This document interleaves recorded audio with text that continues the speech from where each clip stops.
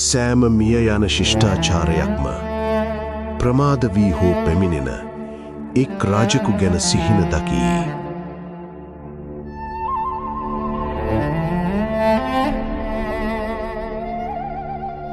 ලෝකයේ සෑම සංස්කෘතියකටම ගැලවුම්කරුවෙකු පිළිබඳ කතාවක් ඇත. අඳුර වඩාත්ම ගැඹුරු වූ විට පැමිණෙන චරිතයක්. අහිමි වූ දේ යලි ලබා දෙන රජෙක්. අමතක වූ දේ යලි සිහිපත් කරවන නායකයෙක්. ශ්‍රී ලංකාවටද ඒ චරිතයට නමක් ඇත. ඒ දියසෙන්.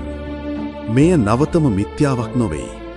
මෙය වසර 500කට වැඩි කාලයක් තිස්සේ ජීවමානව පවතින අනාවැකියකි. යටත් විජිතකරණය, යුද්ධය, නිහඬතාවය සහ පැවැත්ම හරහා එය ගලාවේ. මේ දිවයිනට ලෝකයෙන් යලි ලබිය යුතු දෙයක් ඇත. එහි ජනයා සිය හදවතින්ම විශ්වාස කළ බැවිනි. නමුත් මේ රජු ගැන සිහිනයක් නිර්මාණය වූයේ අයිද යන්න තේරුම් ගැනීමට නම් ඔබ පළමුව එම සිහිනය උපන් නිශ්චිත මොහොත තේරුම් ගත යුතුය. වර්ෂ 1468 සියවස් ගණනාවකින් ශ්‍රී ලංකාව දුටු ශ්‍රේෂ්ඨතම රජු මරණ මංචකයේ පසුවෙයි. ඒ 6 වන පරාක්‍රම බාහු රජුයි. ඔහු වසර 53ක් මුළු ලංකාවම එක්සේසත් කර පාලනය කළේ. එය මුළු දිවයිනම තනි ස්වදේශික පාලකයෙකු විසින් පාලනය කළ ඉතිහාසයේ අවසන් අවස්ථාවයි. වීදාගම මෛත්‍රී හිමි සහ තොටගමුවේ ශ්‍රී රාහුල හිමි වැනි පණ්ඩිවරුන් බිහිවිය. හංස, ගිරා සහ සෙලලිහිණි වැනි මහා සංදේශ කාව්‍යයන් රචනා විය. ඉතිහාසයේ එය සිංහල සාහිත්‍යයේ ස්වර්ණමය යුගය ලෙස හඳුන්වනු ඇත. ඉන්පසු ඔහු මිය ගියේය. ඔහුගේ මරණයත් සමග දිගු පරිහානියක ආරම්භය සනිටුහන් විය. අභ්‍යන්තර කැළඹීම්, සහෝදර ඝාතන සහ දේශපාලන බිනවැටීම් ආරම්භ විය. ඔහු ගොඩනැගූ ඒ ස්ථාවරත්වය තවත් සියවස් ගණනාවකට යලි නොපැමිණෙනු ඇත. දශක කිහිපයක් ඇතුළත පෘතුගීසින් පැමිණියහ. ඉන්පසු ලන්දේසීන්, ඉන්පසු ඉංග්‍රීසීන්. වසර 443ක අඛණ්ඩ විදේශීය පාලනයක්. දියසේන උපත ලැබුවේ එම ගැඹුරු තුවාලේනි. මේ කුමාරයාගේ චරිතය මුලින්ම මතුවන්නේ කෝට්ටි යුගයේදීය.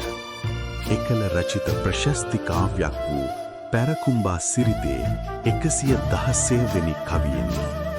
එහි සරල දසුනක් නිරූපණය වේ. ශ්‍රීපාදය වඳින්නට යන වන්දනාකරුවෙකි. බ්‍රාහ්මණයෙක් ඔහුගෙන් මෙසේ අසයි. ඔබ කොහේ සිට එන්නේද? එවිට වන්දනාකරුවා පවසන්නේ මට සුමන සමන් දෙවියන්ගෙන්ම පණිවිඩයක් ලැබී ඇති බවයි. බුදුරජාණන් වහන්සේගේ පරිනිර්වාණයෙන් වසර 2500කට පසු ශ්‍රී ලංකාවේ බුදුදහම සහ සංස්කෘතිය සුරැකීම සඳහා ශ්‍රේෂ්ඨ රජෙකු බිහිවනු ඇත. නමුත් අනාවැකිය පැරකුම්බා සිරිතෙන් නතර වූයේ නැත. අල්ගමුව විහාරයකින් හමු වූ සුමන සූත්‍රය අඩංගු පුස්කොළ පොතක් අදටත් ජාතික කෞෂ්‍යතාගාරයේ පවතී. බුදුරජාණන් වහන්සේගේ පැමිණීමේ සිට ලන්දේසි ආක්‍රමණය දක්වා වූ ඉතිහාසය මෙම පුස්කොළ පොතේ අඩංගු වේ.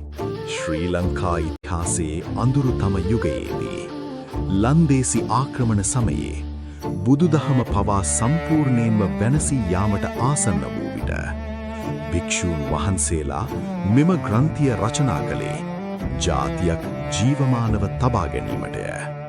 ආයුධවලින් නොවේ, හමුදාවන්ගෙන් නොවේ, පොරොන්දුවකිනි. බුදුරජාණන් වහන්සේගේ උපතින් පසු දැන් වසර 2560කට වඩා ගත වී ඇත. අනාවැකියේ ආලසීමාව පැමිණ අවසන් වී ඇත. එහෙත් කතාව තවමත් ජීවමානයි. එසේනම් දියසේන යනු ඇත්තටම කවුද? ඔහු හුදෙක් අනාවැකියක් පමණක් නොවේ.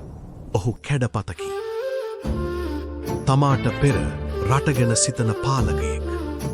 දේශපාලන රංගනයක් ලෙස නොව ජීවන මාර්ගයක් ලෙස ධර්මය සුරකින පාලකයෙක්.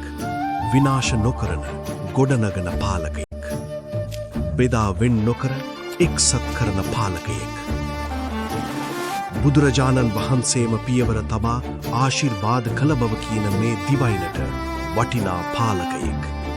බුදු දහම සහ මෙම ජාතිය අතර ඇති වෙන් කළ නොහැකි බැඳීම ගසට පොත්තමෙන්.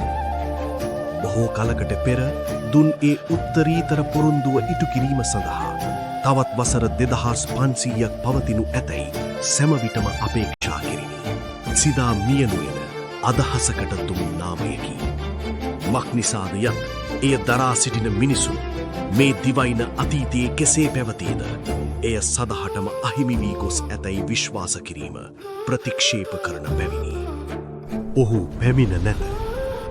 නැතහත් සමහර විට ඔහු තමාට සුදුසු වටිනාකමක් ඇති දිවයිනක් නිර්මාණය වනතුරු බලා සිටිනවා වී